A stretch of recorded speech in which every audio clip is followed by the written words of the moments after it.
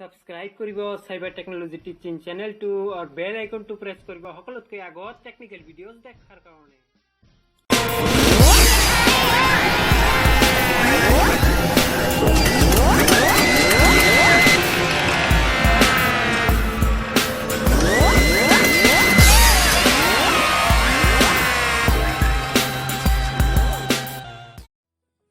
নমস্কাৰ বন্ধুসকল, মোৰ সাইবাৰ টেকনলজি টিচিং চেনেলত আপোনালোকক স্বাগতম জনাইছো আৰু মই আশা কৰো আপোনালোকে মোৰ চেনেলটো সাবস্ক্ৰাইব কৰিব। আপোনাৰ সৰু ভাইটি আৰু ভাইটি হিচাপে মোৰ চেনেলটো সাবস্ক্ৰাইব কৰিব। মই আশা ৰাখিছো আপোনালোকৰ ওচৰত আৰু ভিডিঅ'লৈ আগবাঢ়ি যাওয়া হওক। আমি শুনিছিলো যে জিঅ' ওলোৱাৰ পিছত পতঞ্জলি এটা সিম ওলাই আহিব। পতঞ্জলি সিমটোত 5G হ'ব। আপোনালোকে ফটোত চাই আছে 5G পতঞ্জলি সিম। একচুয়ালি এইটো লঞ্চ হৈছে নে নাই হেতু ভালকে মই গম নাপাও, কাৰণ ইয়াত ফটো সব চালো, মানে লাইভ হোৱাৰ কথা আছিল বহুত দিন আগতে যে পতঞ্জলি সিম 5G লঞ্চ হৈ যাব আৰু আমি উপভোগ কৰিব পাৰিম 5G নেটৱৰ্ক যদি আমি 5G ইউজ কৰিব পাৰো তেনেহলে আমি 4G হ্যান্ডসেট ইউজ কৰিলে 5G ইউজ কৰিব পাৰিম নে বাৰু?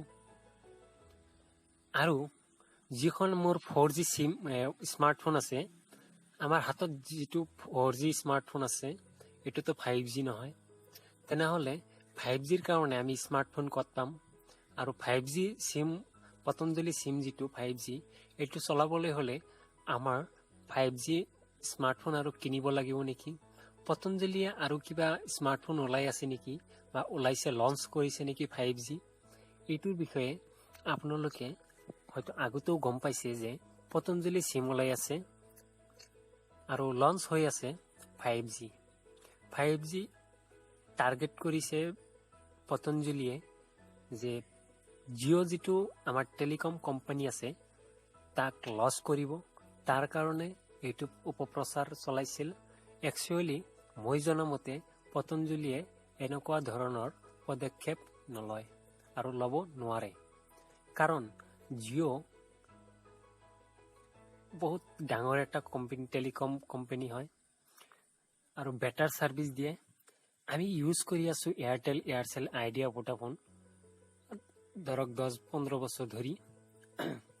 মই ধৰক 10-15 বছৰ নহলেও 6-7 বছৰ 8 বছৰটো কনফাৰ্ম, মই 8 বছৰ ধৰি মই সিম ইউজ কৰি আছো। এয়াৰটেল, ভোডাফোন, আইডিয়া, ৰিলায়েন্স যিকোনো আছিল, মানে বিএসএনএলৰ পৰা যিখিনি আছিল গোটেইখিনি মই ইউজ কৰিছো, মানে ব্যৱহাৰ কৰিছো। তাৰ পিছত লাষ্ট আহি পেলে জিঅ' সিম 4G হ্যান্ডসেট। একচুয়ালি 4G কি হয় এইটো ভালকে আগতে গম পোৱা নাছিলো।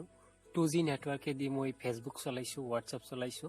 আগতে 4G কি হয় ভালকে গম পোৱা নাছিলো, আৰু যেতিয়া 4G আহি গল তেতিয়াহে গম পালো 4G কি হয় নেটৱৰ্ক। আৰু জিঅ' এটা কোম্পানী। আগতে ফাৰ্স্ট টাইম আমি মোবাইলত বাৰকোড ওলাই আগতে আমি বানাইছিলো। আজিৰ ভিডিও